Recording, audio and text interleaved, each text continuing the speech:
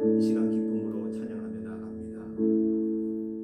이제는 내가 없고 오직 예수님만 내 안에 살아계신 오직 예수님만 찬양하며 살리라 예배하며 살리라 내 안에 계시는 오직 예수님만. 다시 한번 고백합니다. 이제는 내가 없고 이제는 내가 없고 오직 예수님만 내 안에 살아계신 오직 예수님만 찬양하며 살리라 예배하며 살리라 내 안에 계시는 오직 예수님만. 주님은 나의 아바 아버지 내 상한 영혼 만지시며 주님은 나의 하늘 아버지 나의 모든 것 주님께 맡기리. 이제는 내가 없고 오직 예수님만 내 안에 살아계신 오직 예수님만 찬양하며 예배하며 살리라 내 안에 계시는 오직 예수님만. 다시 한번 고백하겠습니다.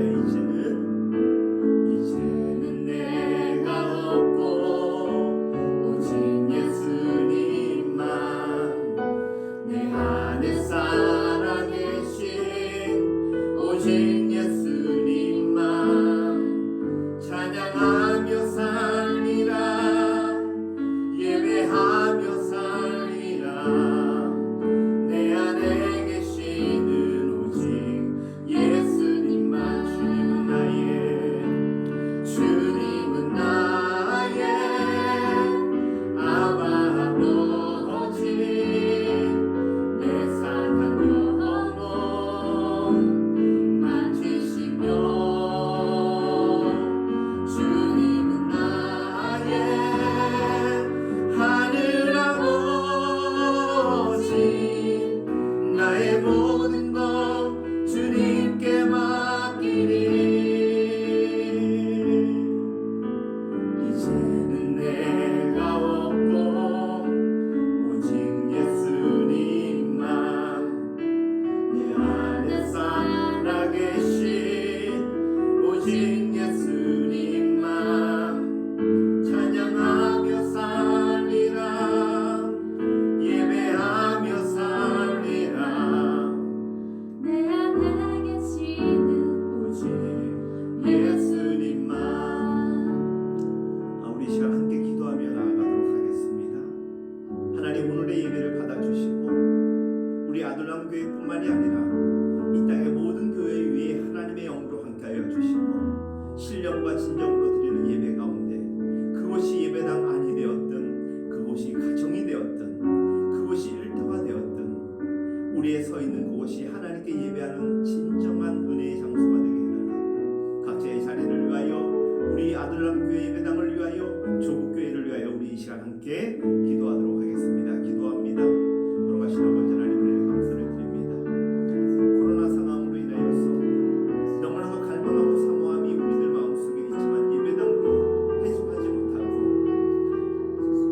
가정에서 일터에서 여러 곳에서 예배드리며 살아가는 우리 성도들에게 은혜를 베풀어 주시고 하나님 집중할 수 있는 은혜를 베풀어 주시고 하나님 말씀에 대한 기대와 사모함이 찬양과 기도를 통하여서 영적인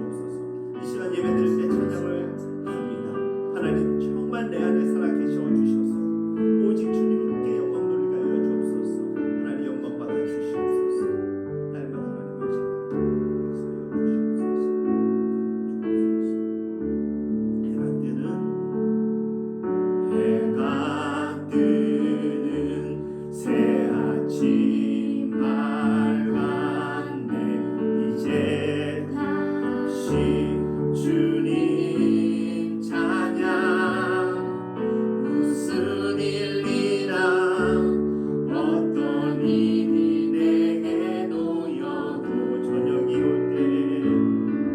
저녁이 올 때 나는 노래 다시 한번 고백합니다. 해가 뜨는 새 아침 밝았네 이제 다시 주님 찬양 무슨 일이나 어떤 일이 내게 놓여도 저녁이 올 때 나는 노래해 송축해 내 영혼 내 영혼아 거룩하신 이름 이전에 없었던 노래로 나 주님을 경배해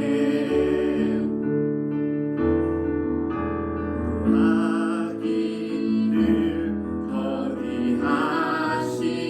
더디하시는 주 그의 크신 사랑 넘칠 때 주의 선하심 내가 노래하네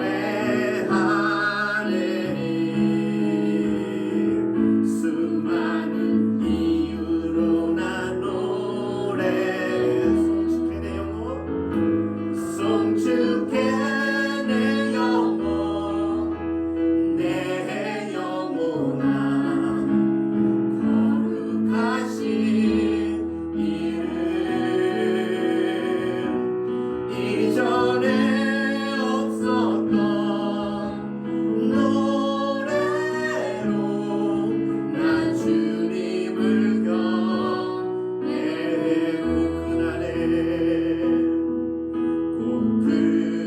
그날에 나의 힘 다하고 나의 삶의 여정 마칠 때 끝없는 찬양 나 드리리라 수많은 세월 지나며 영원히 송축해 내 영혼 내 영혼아 거룩하신 이름 이전에 없었던 노래로 나 주님을 경배해 송축해 내 영혼 송축해 내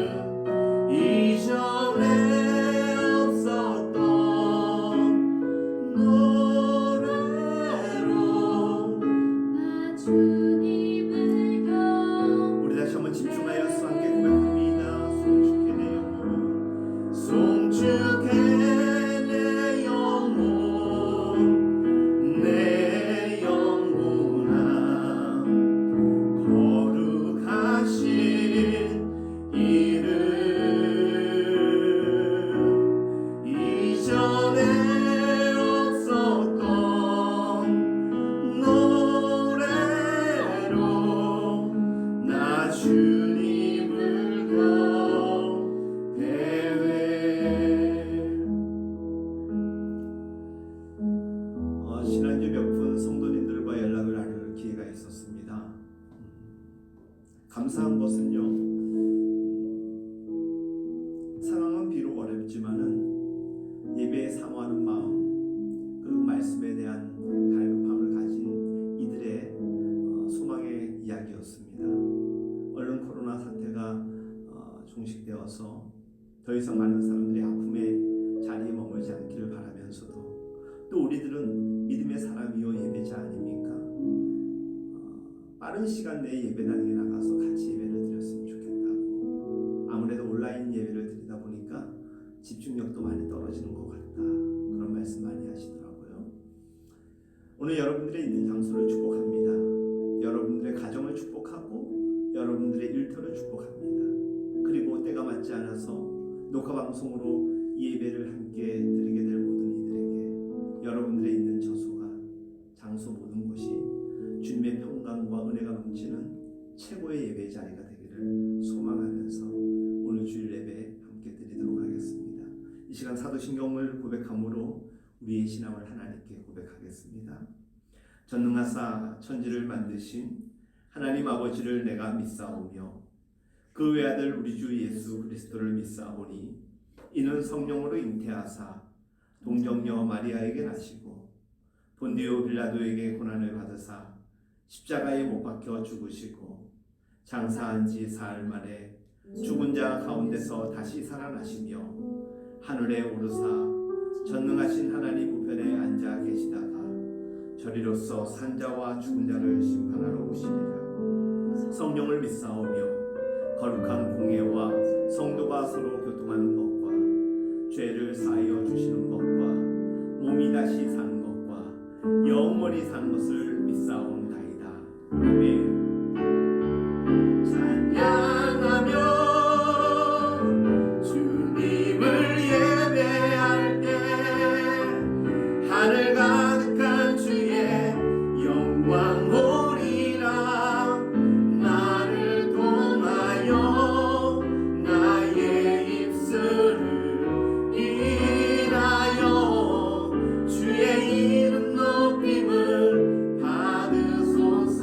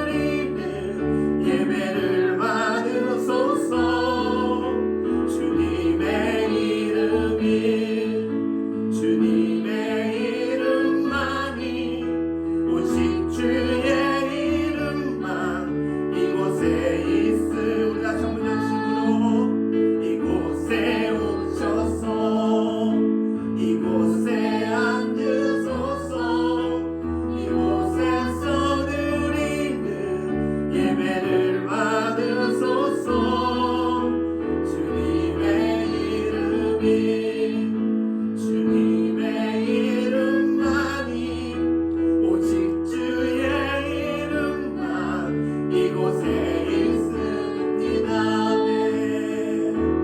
영광 영광 영광 영광 우리 주님께 영광 우리 하나님께 영광 만왕의 왕께 영광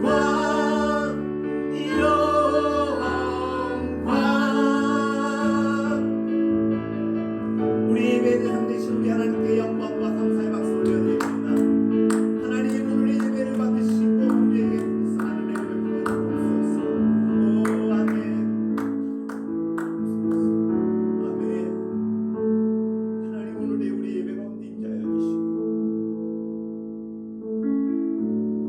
우리를 잡념으로 예배를 드릴 수 없는 안 좋은 여건을 이끌려고 하는 수많은 유혹들 떠나가게 하여 주시고 오직 하나님께 집중하며 예배 드릴 수 있도록 하나님 우리와 함께 하여 주옵소서. 이 시간 우리의 참회 드리는 마음으로 하나님께 나아가는 시간입니다. 함께 기도하겠습니다.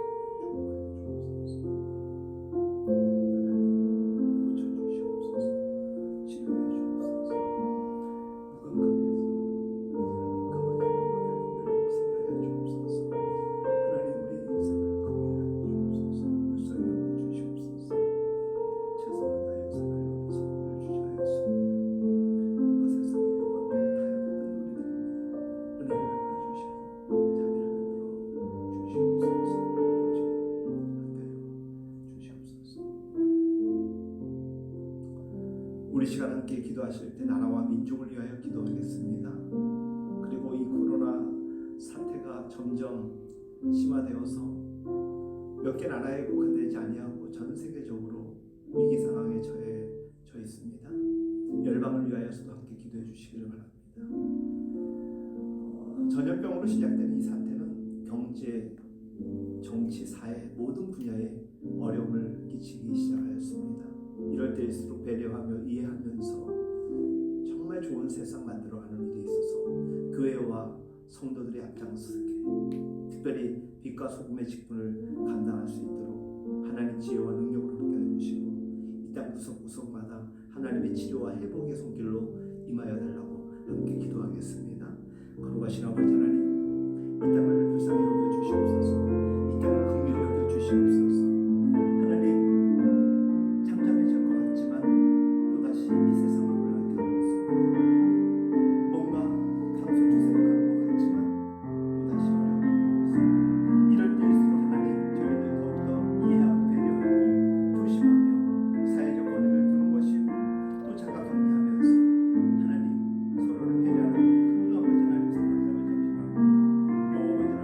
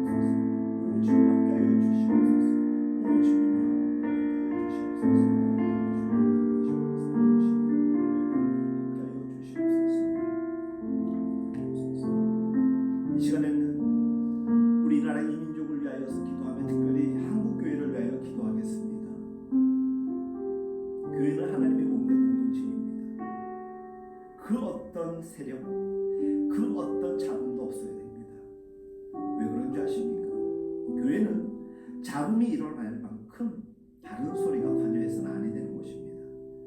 목사도 모든 성도도 오직 하나님의 말씀 안에서 교제하면 되는 것입니다.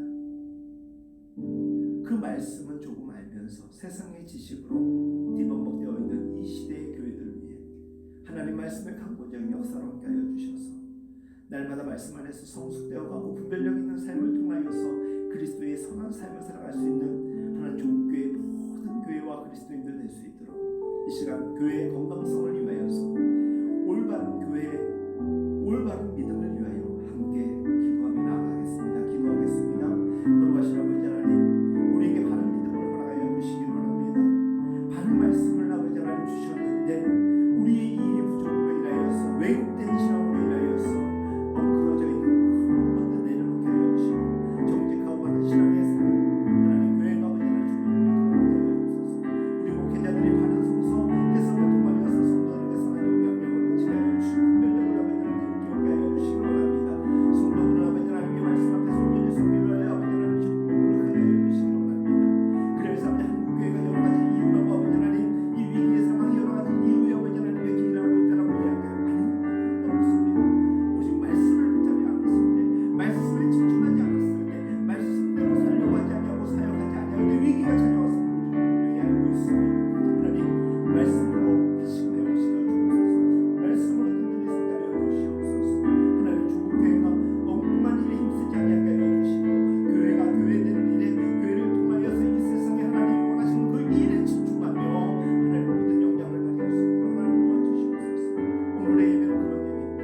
오늘의 예배를 통하여서 오늘 함께 나누는 말씀을 통하여서 나 자신이 새로워지고 가정이 건강해지고 사회의 아버지 곳곳마다 우리 그리스도인들을 통하여서 하나님 복음의 물결이 일어나는 것이 하나님의 꿈 아니겠습니까? 하나님 그 시발점이 오늘 예배입니다. 하나님 그런 줄 알고 오늘도 하나님 앞에 나와서 집중하며 예배를 신실한 성도들에게 은혜를 더해주셔서 하나님이 원하시는 예배 우리가 드릴 수 있는 최선의 예배로 하나님께 영광을 위하여 주시옵소서.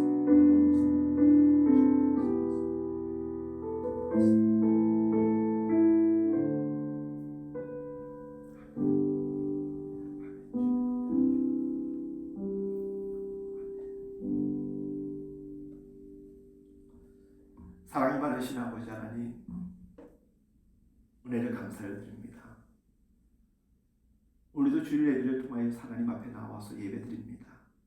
신령과 진정으로 드리는 우리 예배 가운데 함께하여 주시고 하나님 예배가 예배될 수 있도록 오직 예배에 집중하며 구별된 마음으로 나아가게 하여 주옵소서. 예배하신 하나님의 은혜를 기대합니다. 주님의 말씀으로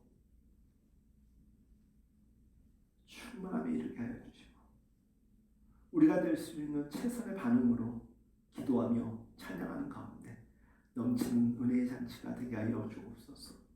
지금도 가정에서 일터에서 예배드리는 이들이 있습니다. 그리고 우리 스태프들은 함께 이곳에서 예배를 드립니다.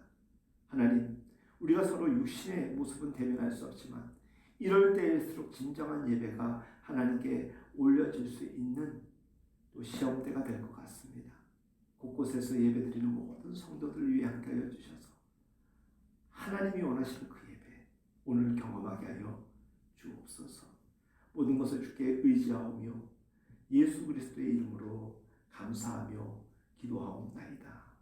아멘. 아멘. 사랑하는 여러분들에게 하나님의 은혜가 함께하기를 축복하고 또 이 어려운 상황 속에서도 하나님의 주신 지혜와 담대력을 가지고 승리하면서 평강을 누리시기를 소망합니다.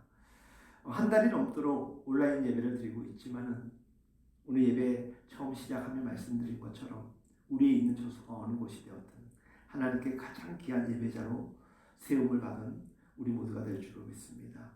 예배 광고는 온라인상에 올라와 있는 여러 가지 매체를 통하여서 확인해 주시기를 간절히 바랍니다. 우리가 함께 볼 수는 없지만 늘 기도로서 영적으로 소통하는 귀한 믿음의 공동체가 되기를 소망합니다.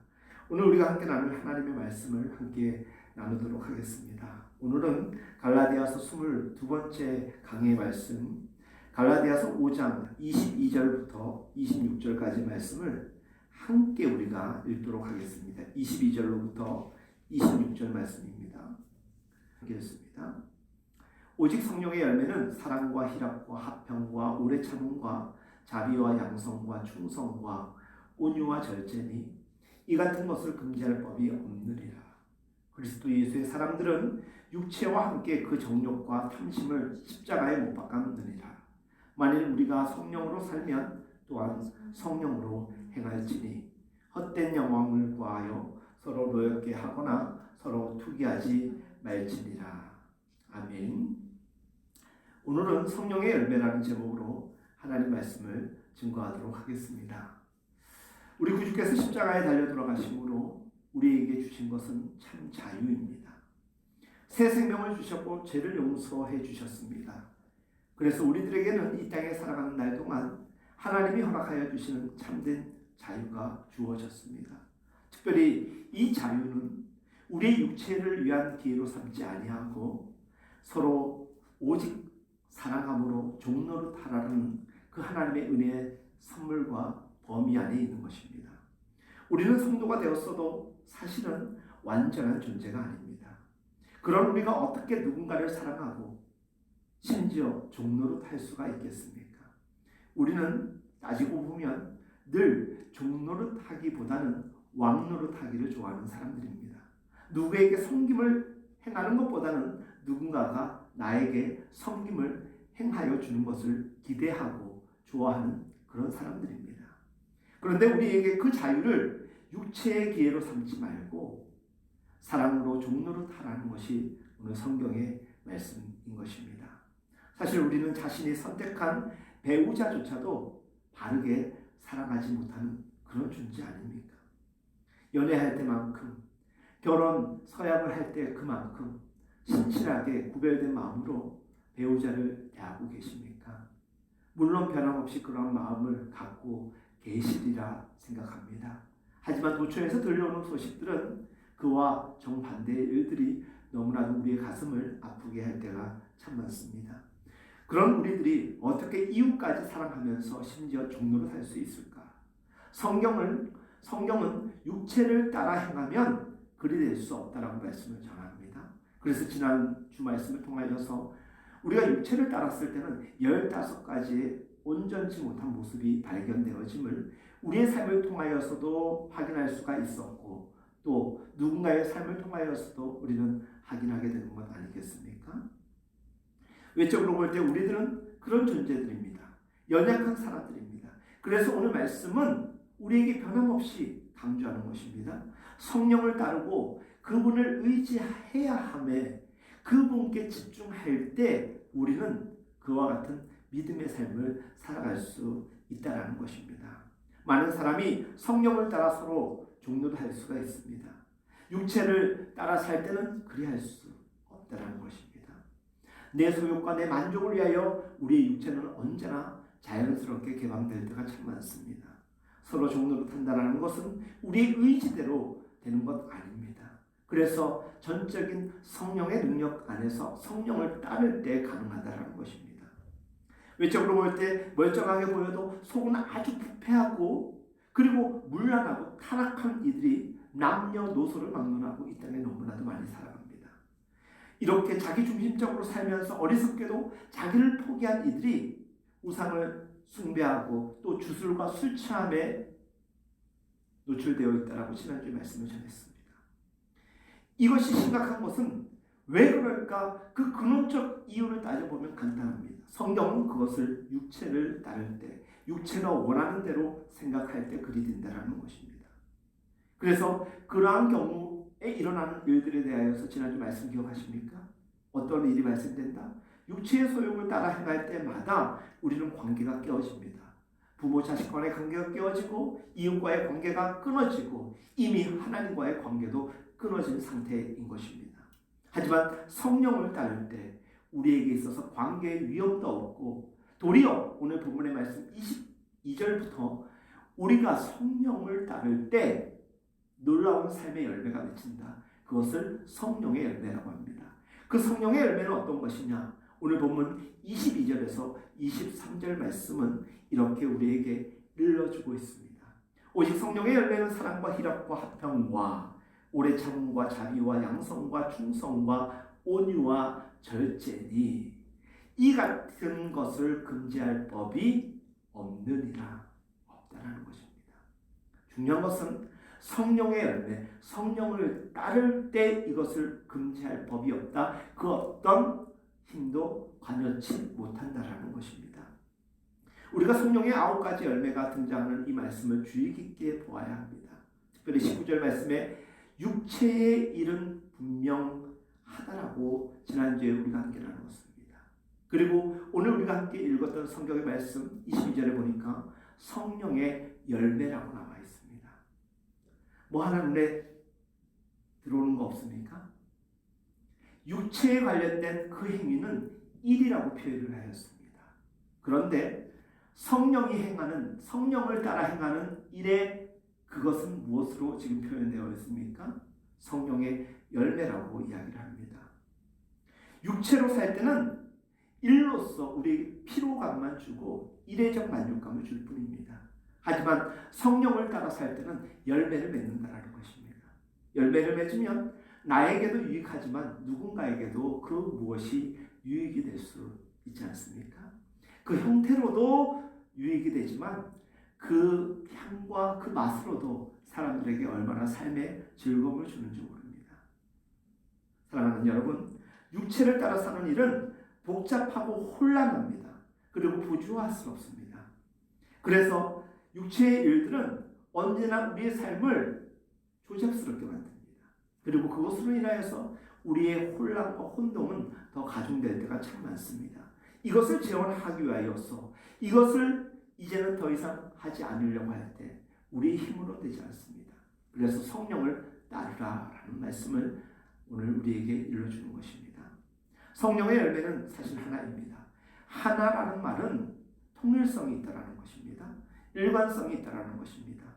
오늘 우리가 함께 나누는 말씀 성령의 열매, 그 모든 사랑으로부터 시작하여서 절제에 이르는 이 9가지 열매는 각각의 이름은 다르지만 사실 그 단면을 딱 잘라보면 하나로 통일됩니다. 그것은 무엇이냐? 성령으로 따라 사는 삶의 모습이라는 것입니다. 성령을 따라 살 때는 사랑도 나타나는 것이고 마지막에 절제도 이어진다는 것입니다.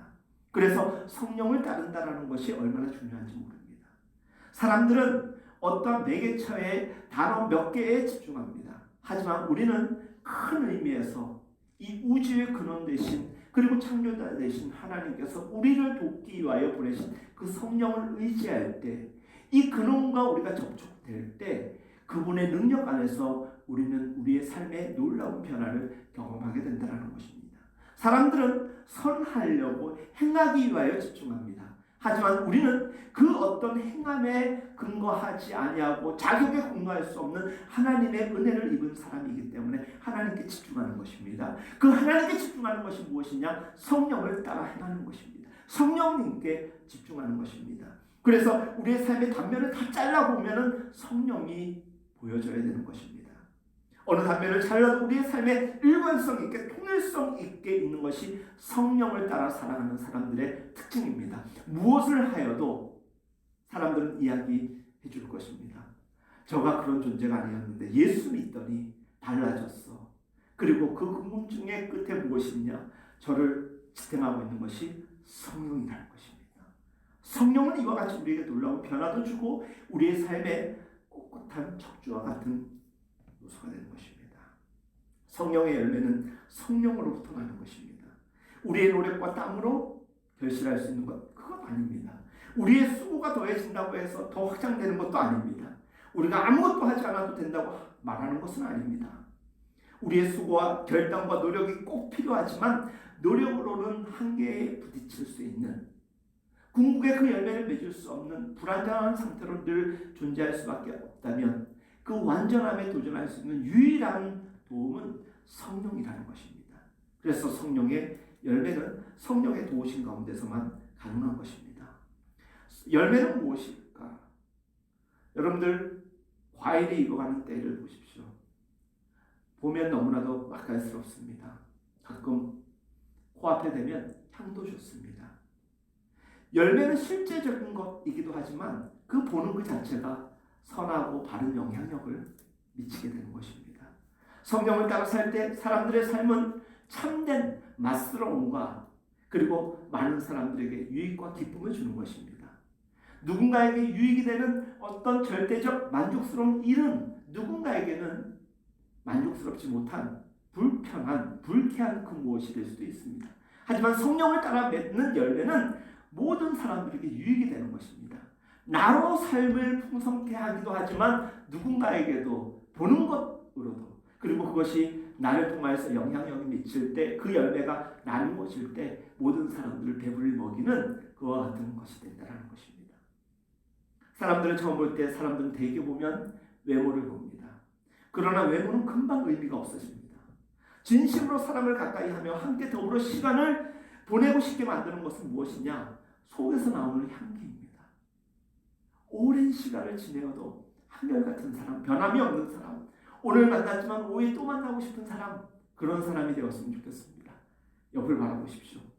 여러분들 옆에 아내가 있습니까? 남편이 있습니까? 자녀가 있습니까? 봐도 좋아야 되는 거예요. 지금 고개 안 돌리는 분 있죠? 혹시 눈 마주칠까봐 이러면 안 되는 겁니다. 이러면 큰일 나는 것입니다. 성령의 열매를 통하여서는 가정은 말할 것도 없고 이 세상 또한 변화될 수 있음을 믿으시기를 바랍니다. 그냥 사람을 볼 때는 외모와 재능이 두드러지지만 성령을 따라 사는 삶은 열매가 반드시 이어지는 것입니다.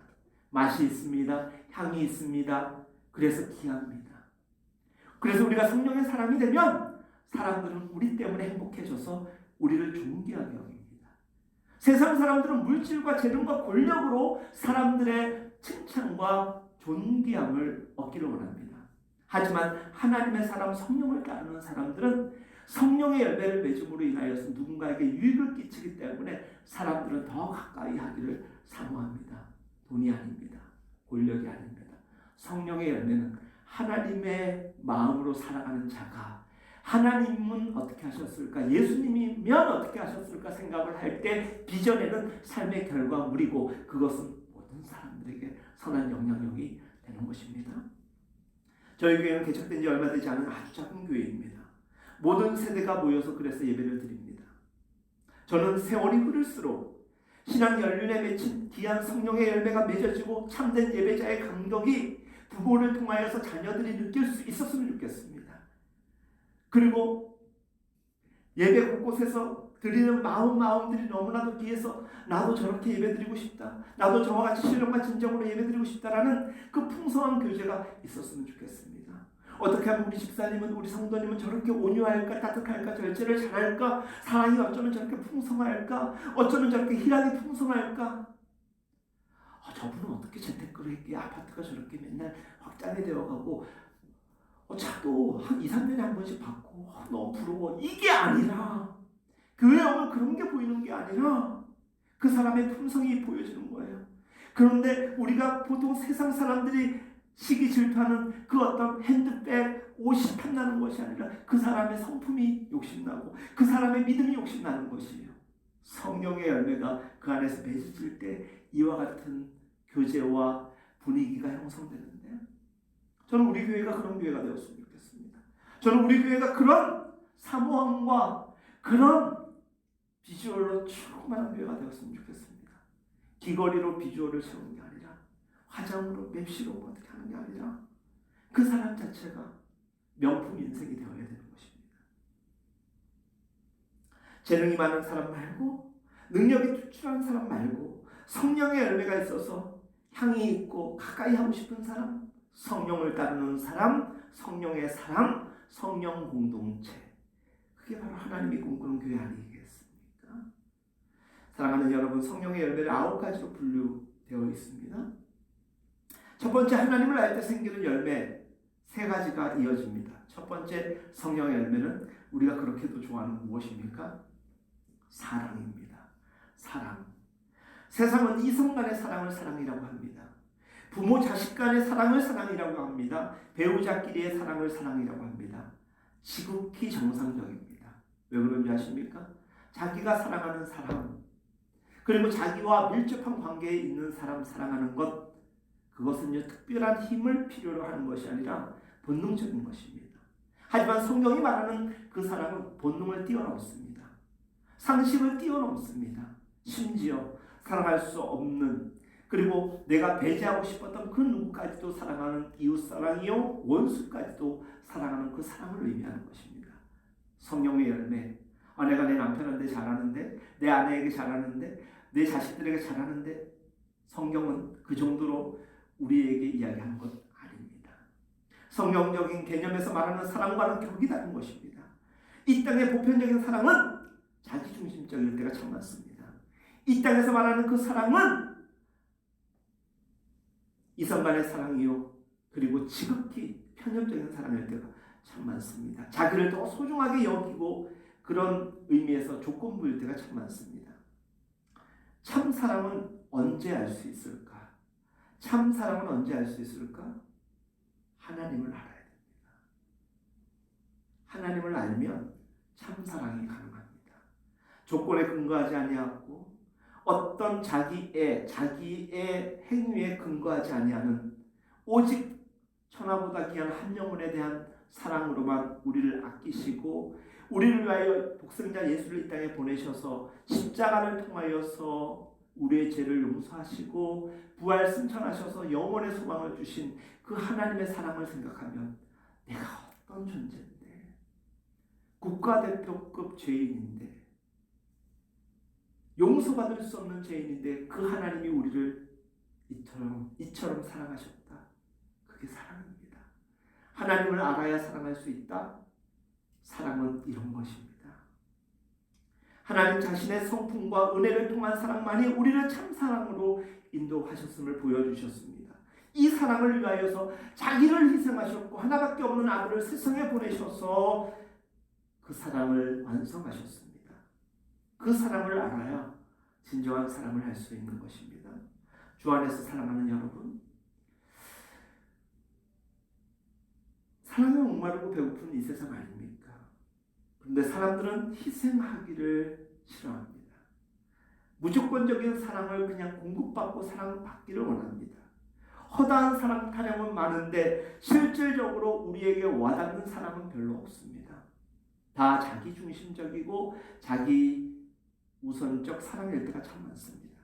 그래서 세상에서 나눠지는 사랑은 사랑이라는 이름은 있지만, 형태는 있지만 이상하게 우리의 가슴을 아프게 하고 고통스럽게 만들 때가 참 많습니다. 하나님의 사랑을 알면 그 사랑 때문에 희락을 알게 됩니다. 물론 세상에도 희락이 있습니다. 중국적 이름 희락원이라는 짜장면집도 본 적이 있습니다.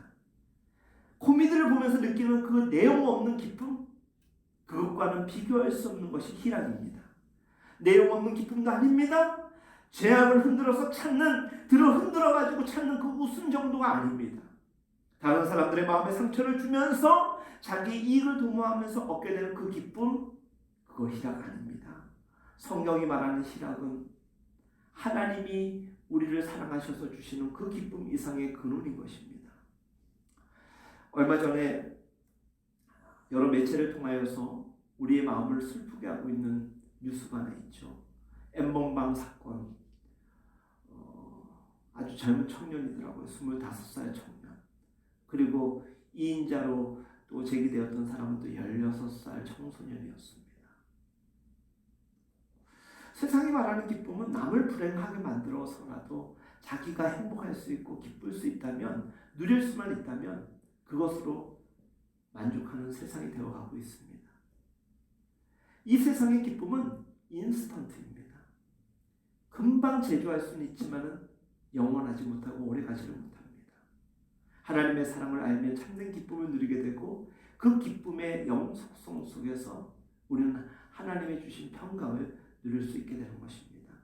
일시적으로 느끼는 그 기쁨이 아니라 하나님의 사랑을 통하여서 경험하게 되는 기쁨, 그것이 희락인 것입니다. 우리의 공로나 자질에 근거하지 않고 하나님의 무조건적인 사랑을 알 때 우리는 하나님으로부터 공급되는 힘을 통하여서 그 사랑과 그 희락을 부여낼 수 있게 되는 것입니다. 우리가 배우자를 만나서 서로 사랑을 할 때 얼마나 기쁨이 넘치는지 모릅니다. 정말 누군가를 나는 진실하게 사랑하는 순간 우리 영혼이 얼마나 기쁨을 누립니까? 하나님이 우리를 사랑하는 것을 알 때는 감당할 수 없는 것입니다. 사랑은 참된 기쁨을 선사합니다. 사랑을 통하여서 얻게 되는 그 기쁨은 우리를 춤추게 하는 것입니다. 단순히 몇 번 크게 웃는 정도가 아닌 것입니다. 죄가 있어 남을 아프게 하는 기쁨은 기쁨이 아닌 것입니다. 그 근원적 소스조차도 선하고 바른 것입니다. 그리고 그 결과는 영원한 기쁨인 것입니다. 그것이 희락인 것입니다. 잠깐 동안 기쁜 것이 아니고 즐거움과 고난과 아픔의 현장에서도 희망과 소망을 품는 영원한 그 기쁨이 희락인 것입니다. 성령을 따라 사는 사람들에게 주시는 그 기쁨이 희락인 것입니다. 우리 사람은 세상에서 성취할 수 있는 그 어떤 것으로도 세상을 변화시킬 수가 없습니다. 사람의 능력이 탁월하다고 하여서 세상을 변화시킬 수 없습니다.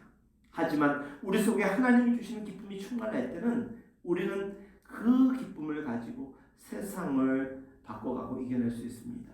왜 그런지 아시죠? 세상 속 기쁨은 영원하지 않습니다. 이례적입니다. 단편적입니다. 하지만 하나님이 주신 기쁨을 가지고서는 인내도 할 수 있습니다. 평강이 유지됩니다. 그래서 흔들림이 없는 균형된 삶의 자리를 이어갈 수가 있는 것입니다. 우리가 세상적 기쁨 속에서는 언제나 불안정한 삶을 살 때입니다. 조금 전에는 좋았는데 몇 분 지났는데 얼굴색이 완전히 바뀌는 경우가 많죠. 제가 청년일 때 전도사 사역을 하였을 때 그 전도사 별명을 그 교회 청년들이 지어줬어요. 뭔지 아세요? 제가 청년 사역 첫 전도사일 때 교회 청년들이 만들어준 저의 별명 업 앤 다운이었습니다. 기분을 좀잡을 수 없다라는 거예요. 지 좋을 대로 했다고. 기분 좋을 때는 막 그렇게 하는데 기분 안 좋아지면 얼굴색 자체가 바뀌어가지고 그 별명을 공모했던 한 사람이 제 아내가 되어버렸습니다. 가끔 그 얘기해요. 사랑하는 여러분, 우리는 참된 기쁨, 희락 없이는 이 땅에서 소망조차도 얻을 수 없는 존재입니다. 전쟁터와 같은 이 땅에서의 영원한 삶을 살아내기 위해서는 하늘로부터 공급받는 그 기쁨이 있어야 되는데 간구하십시오. 하나님 내게 희락을 허락하여 달라고. 하나님 사랑을 알면 우리에게 또 무엇이 임하느냐? 화평이라는 것이에요. 세상은 전부 자기를 더 나은 존재로 치열하게 몰아칩니다.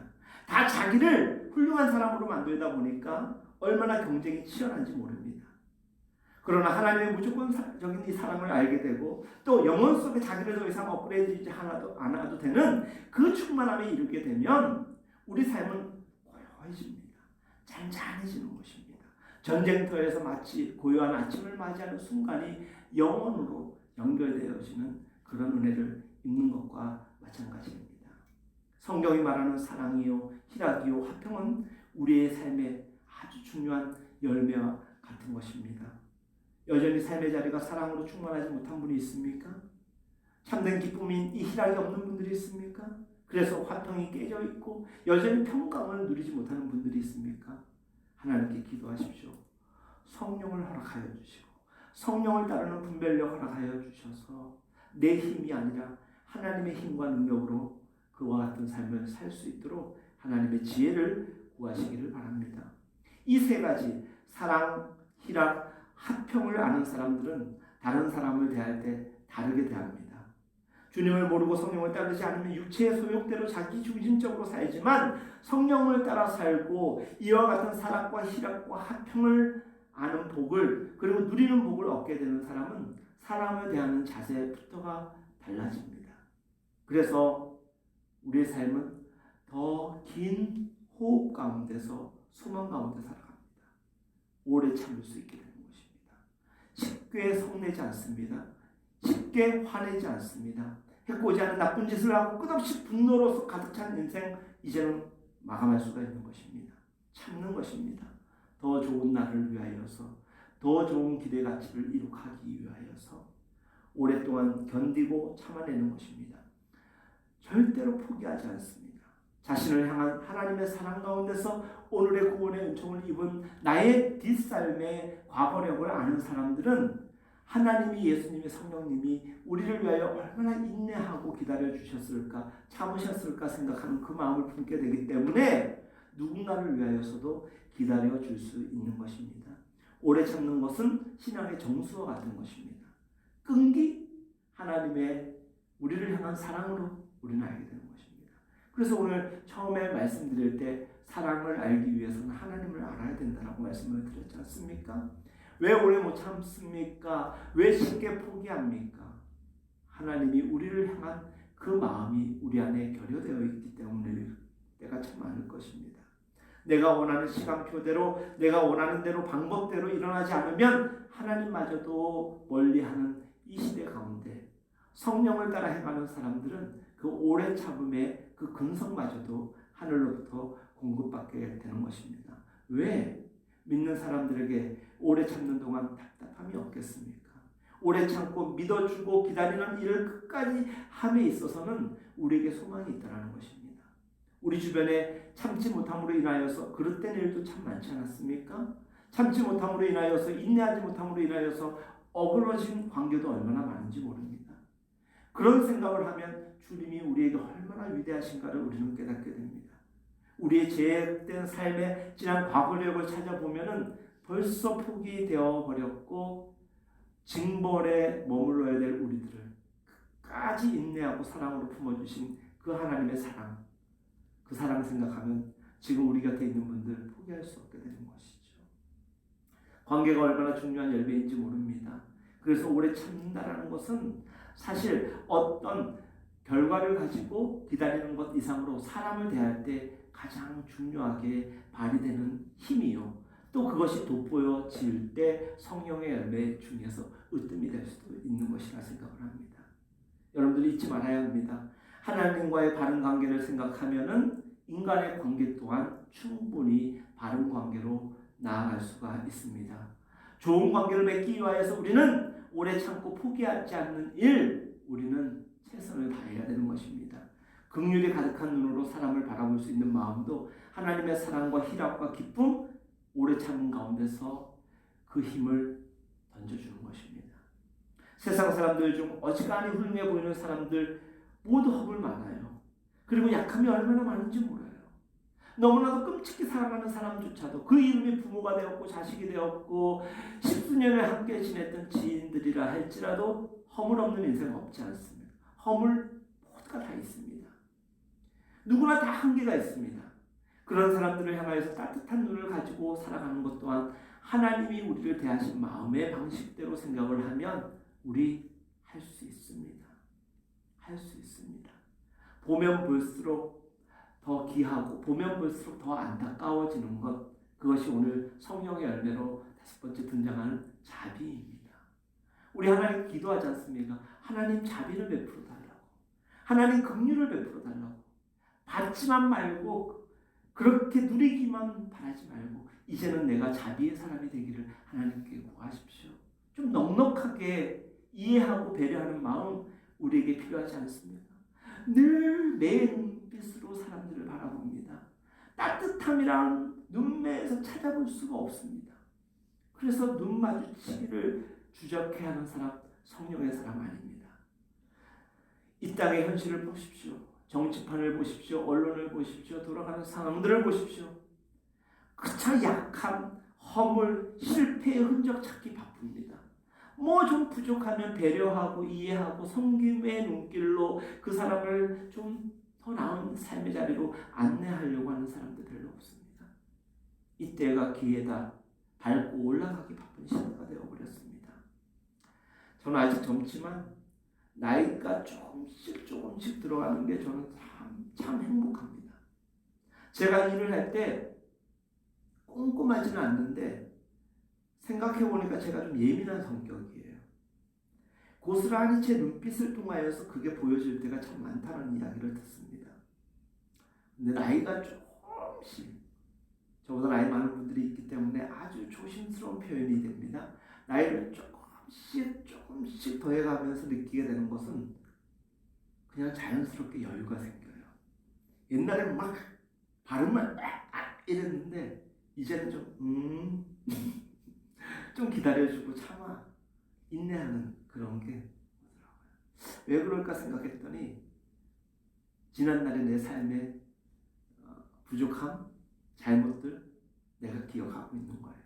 살아보니까 쉽지가 않구나. 내 삶조차도 쉽지 않은데 저 인생은 얼마나 힘들까 라는 어떤 그런 측은한 마음이 들더라고요. 며칠 전에 아내가 저한테 그랬습니다. 깜짝 놀라서 머리에 새치가 났다고. 여기 지금 있거든요. 안 뽑고 있어요. 제가 벌써 10년이 넘도록 기도는 아니지만 소망하고 있는 하나님, 적당한 새치를 허락하여 주십시오.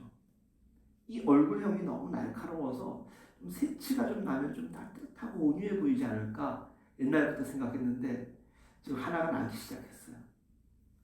근데 하나가 나기 무섭게 하나님께 기도를 하게 돼요. 하나님, 이 욕심이 끝없는 거예요. 백발은 싫고요. 어릴 적 봤던 까치처럼 아주 예쁘게 겉무스름하게 아주 가끔 곳곳에서 인자한 모습으로 생명이 올라오게 해달라고 기도하고 있습니다. 그런데 제 인상이 바뀌겠습니까? 아무튼 사람이 나이가 드는 것 새치를 통하여서도 삶의 어떤 깨달음을 얻는 것 같아요. 이제 내 힘이 다해가고 있구나. 이제는 뭔가 삶의 교훈을 통하여서 더 이해하고 배려하면서 살아야 되겠다라는 그 은혜를 주는 것 같아요. 우리 사람이 어떻게 자비한 사람이 되겠습니까? 하지만 넉넉한 마음 자비 아닙니까? 여유로운 마음 자비 아닙니까? 좀 이제는 좀 더 사람께 살지 않았으면 좋겠어요. 무례히 행하지 않았으면 좋겠어요. 필요할 때는 분별력 있게 표현도 하겠지만은 좀 이해하려고 노력도 해야 되는 것이 하나님의 요청일 수도 있습니다. 생각해보면 참 은혜 아니면 살아갈 수 없는 사람이구나. 그러면서 배려하고 이해하게 되는 거예요. 그러고 보면 별반 크게 없지 뭐. 나도 저랬는데 뭐. 이러면서 이해하면서 어떻게든지 지혜로운 도움을 주는 것. 자비가 뭐 다른 겁니까? 그런 게 자비죠. 물론 하나님하고는 우리의 이 자비의 사이즈는 비교할 수 없는 거겠지만 우리가 할 수 있는 자비 찾아보십시오. 눈빛부터 달라져야 됩니다. 인생이 질그릇 같다라는 생각을 요즘 참 많이 합니다. 나 자신을 보니까 그래서 이 질그릇 같은 인생 누군가에게도 조심하게 됩니다. 모두 자비의 영역 안에 있는 삶의 깨달음인 것 같습니다. 혹시 어느 정도 나이를 먹었는데도 눈에 따스함이 없는 사람들이 있습니다. 나이를 먹어도 20, 30대처럼 그냥 옳은 소리 따박따박 하기를 좋아하는 사람들이 있어요. 젊은 사람들일수록 그렇거든요. 살아보면은 그렇게 그 말이 무서운 말인가를 깨닫게 됩니다. 그래서 나이가 들면은 말을 못하거나 몰라서 얘기를 안 하는 게 아니라 자기 주제를 파악했기 때문에 잘 말을 안 해요. 성령을 따라 사는 사람들은 어떤 사람들이냐? 주를 믿는 신앙의 연조가 더해서 그래서 마음이 하나님의 깨달음 안에서 겸손해지게 됩니다. 그 겸손함을 가지고 살아가는 사람들은 어떤 사람들이냐? 사람들에게 넉넉합니다. 나이를 어지간히 먹었는데도 여전히 눈이 날카롭고 어른으로서의 직무를 어기는 사람들, 그 마음에 넉넉함이 없는 사람들입니다. 나이가 들었다 함의 특징 중에 하나는 세월의 무게와 인생의 질고와 아픔을 경험하다 보니까 이제 긍휼히 여기는 마음을 갖고 살아가게 되는 것입니다. 하나님의 자비만 바라지 말고 우리가 할 수 있는 삶의 여유로 자비의 자리를 만들어 가시기를 바랍니다. 자비가 있으면 어떻게 되느냐? 양선이라는 것이 우리에게 열매로 맺히게 됩니다. 양선이라는 것은 한마디로 선행입니다. 사람들의 한계와 그리고 약함을 이해하는 눈으로 바라보고 긍휼히 여기면 자기 것으로 다른 사람들의 필요를 채워주려고 노력합니다. 자기 지갑을 열어서 누군가에게 선한 행함을 베풉니다. 자기 것으로 남의 사람, 누군가의 다른 사람의 필요를 채워주려고 노력합니다. 자기 희생, 자기 돈, 자기 시간 다 좋은데 자기라는 말을 포함시키는 게 사실 쉽지가 않습니다. 이웃에게 필요한 그것을 공급하는 것, 그것이 양선이고 곧 선행인 것입니다. 하나님의 마음을 품고 성령을 따라 사는 사람들은 이와 같이 양선, 선행을 해가는 삶을 살게 되는 것입니다. 저는 교회를 목회하면서 교회 모인 지체들을 보면서 참 샘나는 성품을 가진 이들을 많이 발견하게 됩니다. 저분은 어떻게 저런 성품을 가지고 있을까? 그런 분들은 되게 늘 하나님 앞에 기도하는 사람입니다. 그리고 말씀 앞에 집중하는 사람들입니다. 그 성품과 그 삶의 원칙과 기준이 성경에 고스란히 나와 있기 때문에 그것을 삶의 자리에서 열매를 맺기 위해서 노력하는 사람들입니다. 우리는 글로 배웠고 귀로 듣는다고 해서 선행을 하는 것 아닙니다. 우리의 이 마음조차도 하나님의 마음으로 충만하지 아니하면 우리는 양선, 선행을 행할 수 없는 그런 연약한 존재인 것입니다. 하나님의 성령을 따라 사는 성도들, 오직 우리가 그 작은 것이 되었든 그 무엇이 되었든 하나님의 마음이 아니고서 감당할 수가 없습니다. 우리 아들랑교회 신앙공동체와 우리 모든 한 사람 한 사람은 하나같이 어쩌면 선교사와 같은 사람들이 되었으면 좋겠습니다. 하나같이 다 귀한 목자가 되었으면 좋겠습니다. 우리가 있는 곳에서 수동적으로 움직이는 것이 아니라 성령의 능력을 가지고 하나님이 원하는 마음을, 하나님의 가슴을 가지고 삶의 곳곳의 처소에서 하나님의 마음으로 살아가는 것입니다. 그럴 때 우리는 선행을 하는 것이고 양선의 열매를 맺게 되는 것입니다. 절대로 양선, 선행은 누군가가 시켜서 수동적으로 할 수 있는 열매가 아니라 내 마음속에서 우러나는 그 진심이 될 때만 가능한 것입니다. 아무도 나를 돌봐주지 않아 누군가 나의 필요를 채워줬으면 좋겠다라고 여기는 사람들이 있을 것입니다. 그리고 그런 도움은 누군가가 이미 하나님의 뜻 안에서 행하고 있는지도 모릅니다. 이제는 여러분들의 영적 힘을 키워서 누군가에게 도움이 될 수 있는, 선함을 행할 수 있는 그런 사람들이 되시기를 간절히 축복합니다. 하나님으로부터 오는 사랑과 화평, 기쁨, 무엇인지 아는 사람들은 오래 참을 수가 있게 되는 것이고 또 자비와 양선의 열매를 맺을 수 있다라고 오늘 말씀을 전하였습니다. 이 6가지 열매가 충만한 사람들은 어떤 삶의 열매에 또 이룰 수 있느냐? 그것 가지고 충성의 삶을 사는 것입니다.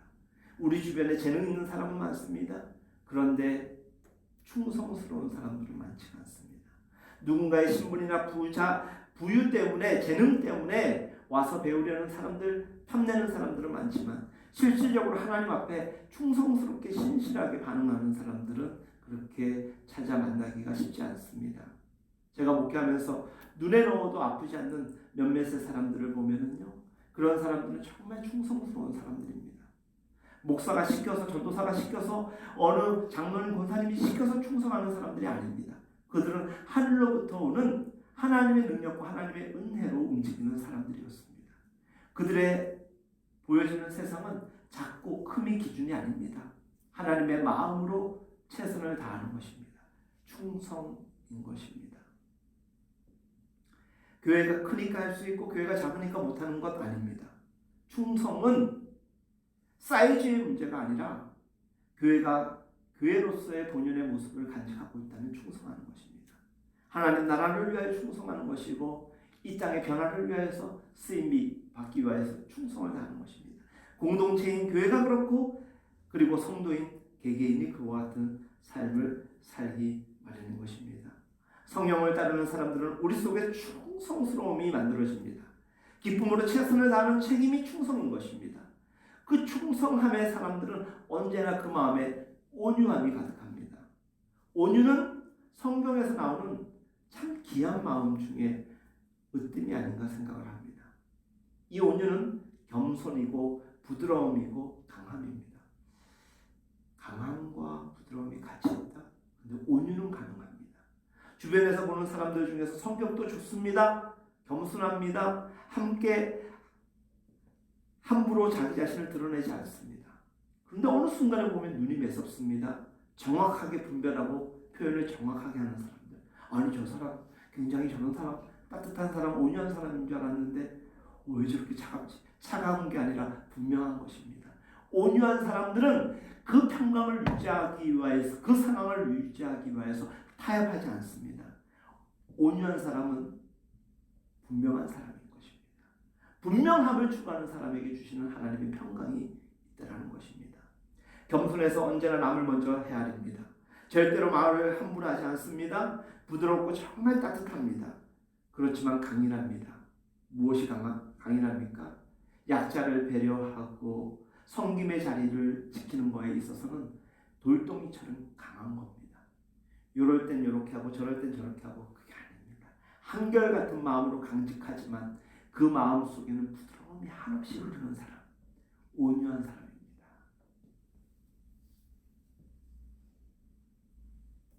뭔지 아십니까? 3월 마지막 주에 여러분들께 보내드리기로 했던 작년 말에 우리가 예배를 드리면서 썼던 편지죠. 이거 제가 3월 마지막 주에 보내드린다고 했지 않습니까? 이번 주에 여러분들에게 수신자 부담으로 보내질 것입니다. 네, 제가 우편 발송이 될지 직접 갖다 드리게 될지 모르겠지만 여기에 여러분들 뭐가 담겨 있을까요? 적어도 여러분들 석 달 동안 성적표가 담겨져 있을 것입니다. 저는 2020년 어떻게 살겠습니다 썼지 않습니까? 그리고 3달 후에 받아보고 제가 똑같은 걸 하나 더 넣어드리면 거기에 다시 써가지고 교회로 보내주시면 그것을 가지고 또 석 달 후에 보내드리기로 했지 않습니까? 예정대로라면 우리가 교회에서 함께 예배를 드리면서 드리고 받고 이렇게 수월하게 해야 되는데 지금 코로나 상황이기 때문에 그 방법론을 연구하고 있습니다. 온유. 어떻게 석 달 동안 좀 온유하게 살아오셨습니까? 강인한데 부드러움은 없습니다. 자기 하고 싶은 대로 합니다. 자기가 우선됩니다. 온유한 사람 아닌 것입니다. 절제, 치우침이 없는 마음을 의미합니다. 자기를 다스려서 무엇에든지 지나침이 없는 삶을 사는 그런 인생이죠. 일본의 유명한 여류 작가 시오노 나나미라는 분이 균형 감각에 대하여서 이야기를 할 때 그렇게 표현을 하더라고요. 양극단의 가운데가 균형이 아니라 양극단의 중심은 오고 가는 것이라고. 이 말을 이해를 하기 위해서 생각을 해보니까 그런 거예요. 어릴 적에 시소를 탔어요. 시소라는 거 있지 않습니까? 이렇게 몸무게가 가벼운 사람은 뒤에 타면은 똑같은 위치에 몸무게 많은 사람들이 타면은 그쪽으로 기울어요. 재미가 없어요. 그래서 몸무게 많은 사람이 앞으로 이동해요. 2번째 칸 내지는 심지어 3번째 칸까지 이동해요. 그래서 자기 위치를 각자 잡았을 때 균형이 맞춰져요. 우리가 하나님 나라의 백성으로서 하나님의 말씀의 진리편에 꽉 붙잡혀 있는 것도 중요하지만 그 능력과 그 분별력을 가지고 세상에 치우침이 없이 선한 영향력을 미치는 것도 영적 밸런스가 되는 것이죠. 우리가 신실한 믿음의 사람이라고 해서 매일 기도원에 가 있고 세상은 책임지지 않는 것 아니지 않습니까? 성령의 은혜도 때로는 주심에는 우리가 거부할 수 없지만은 우리가 처하는 반응에 있어서는 절제가 필요할 때가 참 많습니다. 그리고 그것뿐만이 아니라 세상에 우리가 절제가 필요한 얼마나 많은 것들이 있습니까? 이 9가지 성품, 성령이 만들어내는 귀한 열매. 오늘 성경의 말씀 23절은 금할 법이 없더라. 무슨 뜻입니까? 아주 중요한 메시지가 되죠. 성령을 따르면, 성령의 인도함을 받으면 이와 같은 열매는 자동적으로 맺어진다라는 것입니다. 금지할 법이 없다. 성령에 충만하고 성령의 마음을 품으면 저절로 된다라는 거예요. 왜? 성령께서 그렇게 우리를 인도하시는 것이고 성령을 받아들인 사람들은 그와 같은 마음으로 살기 때문에 그런데 내 삶에 성령의 열매가 없다? 뒤집으면 이런 간단한 정답을 그 이유를 찾게 되겠죠. 성령을 따르지 않고 있다. 여전히 나는 육체의 소욕을 따르는 사람이다라는 것입니다. 오늘 말씀은 성령으로 행하라고 전합니다. 그리스도 예수의 사람들은 육체와 함께 그 정욕과 탐심을 십자가에 못 박았느니라. 만일 우리가 성령으로 살면 또한 성령으로 행할지니. 오늘 24절 25절에 기록된 말씀. 그리고 우리가 전에도 한번 말씀을 나눴던 갈라디아서 2장의 말씀에 봐도 십자가에 못 박았다라는 표현을 우리가 사용하지 않았습니까? 그렇습니다. 우리는 성령의 사람들인 것입니다. 성령의 이끌림을 받았을 때 이제는 우리 육체의 모든 소욕을 십자가에 못 박는 것입니다. 한 번으로 끝나는 것이 아니라 계속적으로 삶의 자리에서 우리는 성화의 과정을 통하여서 끊임없이 자기를 부정하며 예수로 살아가는 사람이 되어 가는 것입니다. 성품이 변화되고 인품이 예수님을 닮아갑니다. 그것이 성화 아니겠습니까? 그런데 우리가 느끼는 우리의 삶의 자리는 나뿐만이 아니라 우리 주변에 있는 많은 사람들은 그와 같은 삶을 살지 못할 때가 참 많습니다. 왜 그렇습니까? 성화에 대한 바른 이해가 없기 때문입니다. 성화는 그냥 예수님 믿고 세례받으면 저절로 변화되는 것이 아닙니다. 집사되고 권사되고 장로되면은, 그래서 심지어 목사까지 되면은 세상에 고민할 것 없고 유혹거리가 없는 것 아닙니다. 더 많은 것들이 흔듭니다. 하지만 그 신앙의 연주는 깊이 뿌리 박힌 믿음의 힘과 같은 것이어서 더 잘 지탱해낼 수 있는 것입니다. 그런데 오늘 한국교회, 조국교회의 위기는 그런 믿음의 뿌리가 없는 이들이 일정 시간 지나서 집사되고 권사되고 장로되고 일정 학교 수료를 하게 되니까 목사까지 받습니다. 시간과 경력으로 쌓은 그 직책 때문에 그들의 따라오지 못하는 성령의 열매로 인하여서 세상도 교회를 비판하고 교회도 교회의 모습을 잃어가고 있는 때가 되어버렸습니다. 우리가 설교를 듣고 아무리 마음을 다짐해도 뜻한 대로 살지 못하는 것이 우리의 연약함과 재성입니다. 그래서 우리는 아무리 노력하여도 결심하여도 우리의 한계에 분명 부딪히게 되는 것입니다. 많은 사람들이 성화에 실패하는 이유는 내 힘으로 무엇을 하려고 할 때입니다. 내 힘으로는 안 됩니다. 그래서 지난주와 이번 주는 성령을 따르는 것에 대한 중요한 메시지를 계속적으로 반복하고 있는 것입니다. 하나님께 맡기면 성화도 되고 삶도 제대로 살아낼 수 있게 되는 것입니다. 하나님을 제대로 믿고 의지하면 우리 삶에 하나님의 영광이 관여되는 것입니다. 그리스도의 예수의 사람들은 육체와 함께 그 정욕과 탐심을 십자가에 못 박았느니라. 끊임없이 나를 밀고 들어오는 정욕과 탐욕의 문제를 가지고 계속 십자가를 찾아가는 것이에요. 이건 내가 포기해야 돼, 버려야 돼. 한 번 버렸다고 해서 이제 나를 쳐들어오거나 유혹하지 않는 것이 아니라 계속 올 때마다 계속 성령의 이끌리심, 성령의 만지심과 인도하심 가운데서 계속 비우는 거예요. 성령 충만함은 한 번으로 되는 것이 아닙니다. 거듭나는 것조차도 그렇습니다. 매일 하나님께로부터 위로부터 오는 신령한 은혜를 통하여서 변화되어야 됩니다. 그렇지 않으면 이 9가지 가운데서 한 가지 열매를 맺는 것조차도 어렵고 금방 우리는 지난주에 말씀드렸던 육체의 소욕에 따라서 쉽게 끌려가는 그 15가지의 죄악된 근성으로 우리는 쉽게 돌아설 수밖에 없는 그런 연약한 존재인 것입니다.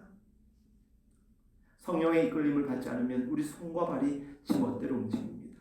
하지만 성령의 충만함을 받으면 우리의 손과 발조차도 우리의 육신마저도 성령의 이끌림 가운데 인도함을 얻을 수 있는 것입니다.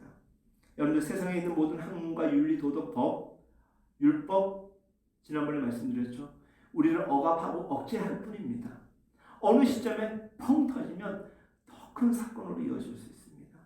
우리를 제어하고 억제하는 것은 율법이요 도덕이요 윤리가 아니라 성령의 능력으로만 가능한 것입니다. 내가 정말 왜 변해야 되는지, 내가 그랬을 때 어떻게 되는 것인지 성경의 사람들을 통하여서 성령의 음성을 듣는 사람들은 단호해지는 것입니다. 더 이상 타협점이 없는 것입니다. 전 인격이 변화되는 것, 그것을 성화라고 합니다. 우리의 몸의 한 부분, 몸의 삶의 한 부분만 바뀌는 것이 아니라 전체적으로 바뀌기 위해서는 성령의 도우심을 강구해야 되는 것입니다. 사랑하는 여러분, 오늘 말씀을 마무리하면서 여러분들에게 전하고 싶은 메시지는 성령을 붙잡으십시오. 성령의 이끌림을 받으십시오. 하나님, 저한테 사랑이 부족합니다. 하나님, 저에게 희락이 없습니다. 화평이 없습니다. 오래 참음이 없습니다. 절제가 없습니다. 뭐가 없습니다. 이거 주세요, 저거 주세요. 9가지 외우고 또 그것을 순서대로 정리하는 것조차 헷갈리고 어렵지 않습니까? 간단하게 고백하면 됩니다. 하나님, 성령을 허락하여 주옵소서. 성령의 이끌림을 받게 하여 주옵소서. 그리고 성령을 따르는 사람들은 자동적으로 그와 같은 열매를 맺게 되는 것입니다. 선하고 바르다고 해서 그 사람이 모두 성령의 사람인 것은 아닙니다. 찬송과 존귀, 영광, 부와 존귀, 힘 주께 올려드리고 주께 공급받는 것, 성령의 이끌림을 받아야 됩니다.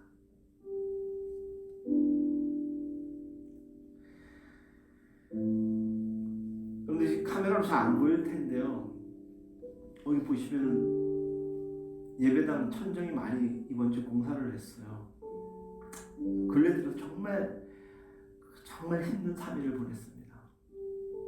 페인트 냄새, 막 목이 아파가지고요. 진짜 사다리 올라가가지고 계속 막 테이핑 처리하고 페인트 또 이거 다 뜯어내는데 3일 동안 내 목이 아니었으면 좋겠다 이런 생각이 많이 들더라고요.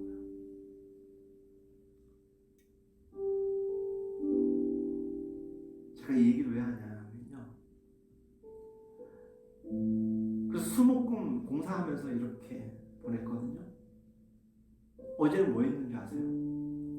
아침부터 저녁까지 이 예배당 의자 다시 세팅하지 않고 걸레질을 하고 몇 번을 닦았는지 몰라요. 왜? 테이핑 처리를 했었기 때문에 끈적거리지 말라고 열심히. 지금 교인들 보이지 않지만은 잘 관리해야 되지. 우리 내일 스태프들 오시는데 교회 깨끗한 모습 보여줘야지. 저녁까지 말씀 준비는 틈틈이 했지만은 체력의 한계가 오고 있다는 것을 알면서도 계속 닦았습니다. 알고 봤더니 육체의 소욕을 따르는 것이었습니다. 어제 저녁에 설교를 리딩하고 다시 원고를 이렇게 막 하는데도 머리 잘 안 들어오는 거예요. 오늘 새벽 2시까지 설교 준비하고 오늘 6시 20분에 일어나서 또 설교 2번 읽고 교회 와서 또 읽고 했는데 문제는 무엇이냐? 오늘 여러분들 설교 듣기에 굉장히 발음이 더 안 좋았을 거예요. 제가 원래 설교 발음이 원래 안 좋은데 오늘 이 마이크를 바꾼 것도 좀 적응상의 문제가 있었지만 오늘 설교를 하면서 저에게 계속 하나님께서 성령께서 말씀하여 주시는 게 이 설교조차도 이번에 성령께 집중하지 못했다라는 그런 질책을 자꾸 주시는 것 같아요. 보여지는 이 예배당은 깨끗해졌고요. 뭔가 오디오에 잘 나올 만한 환경을 구축했는데 마음으로 성령의 도우심을 의지하지 않았던 것 같아요. 내 몸으로 교회 예배당을 깨끗하게 하고 이게 아니었구나. 그래서 오늘 예배 드리는 그리고 설교하는 순간순간이 좀 어렵게 이렇게 저에게는 계속 진행되고 있습니다. 정말 반성하게 됩니다. 그러다 보니까 사실 설교하는 것이 계속 무거운 거예요. 마음이.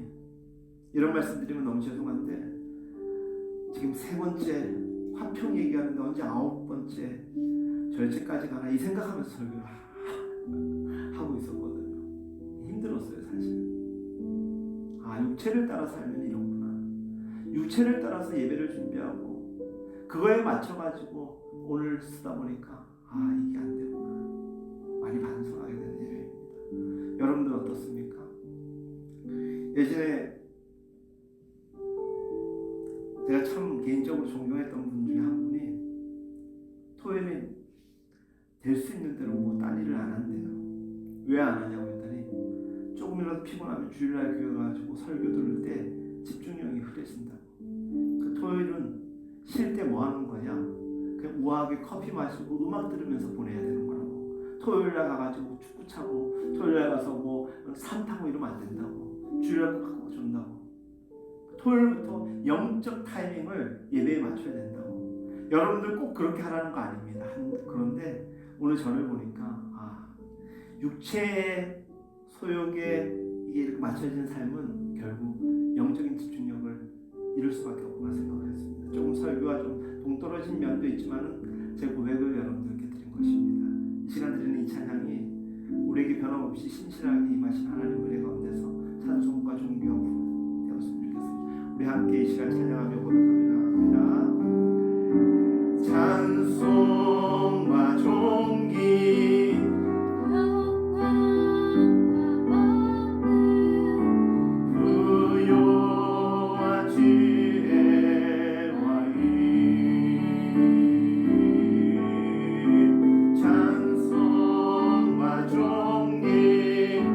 영광과 권능 부요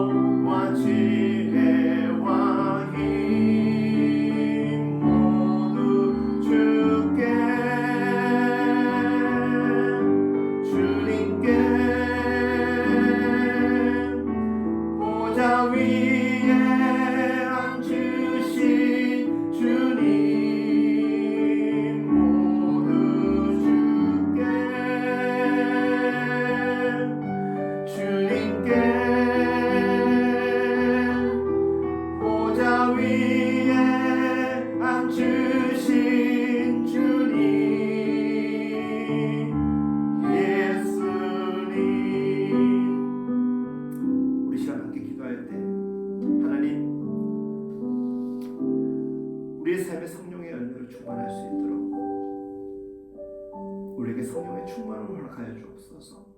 성령을 따라 행하는 삶, 우리의 삶이 되게 하여 주옵소서. 도와주옵소서. 성령님 함께 간구하며 기도하도록 하겠습니다. 기도하겠습니다. 거룩하신 아버지 하나님, 은혜를 베풀어 주시옵소서. 언제나 성령의 이끌어 주심을 받는 우리가 되게 하여 주시옵소서. 열매의 십자가지 아니하고 원천은 성령의 충만함을 하나님께 간구하게 하여 주옵소서. 하나님의 은혜가 우리와 함께할 때, 하나님의 능력이 우리와 함께할 때, 하나님의 인재가 날마다 우리에게 경험되어질 때, 우리를 위해 삶을 통하여서 하나님의 영광을 나타내게 될 수 있습니다. 거룩하신 여호와 아버지 하나님, 신실하신 주님이시옵소서. 이 연약한 우리의 분 가운데 하나님 임재하여 주시고 우리의 마음을 붙잡아 주시옵소서. 성령의 붙잡힌 사람 되게 하시고 말씀에 붙잡힌 사람 되게 하시고 이 오탁한 세상에서 하나님의 영광을 역사하여 주시옵소서. 축복하여 주시옵소서. 우리 사랑하는 예배자들과 성도들을 위해 함께하여 주셔서 성령을 따라 사는 사람들 되게 하시고 성령의 공동체로서 날마다 우리 가정을 이루어 일터가 되게 하여 주옵소서. 우리 삶의 성령의 열매가 풍성하기를 원합니다. 사랑으로부터 시작해서 절제에 이르기까지 하나님 육체의 소유를 따라가지 아니하시고 육체를 따라 살아가는 것이 아니라 하나님의 말씀 따라 살아가는 우리가 삶의 대소리를 축복하여 주옵소서. 하나님 오늘의 말씀 듣고 이제 세상의 자리에서 모인 아버지 하나님 치열하게 싸워야 될 성도들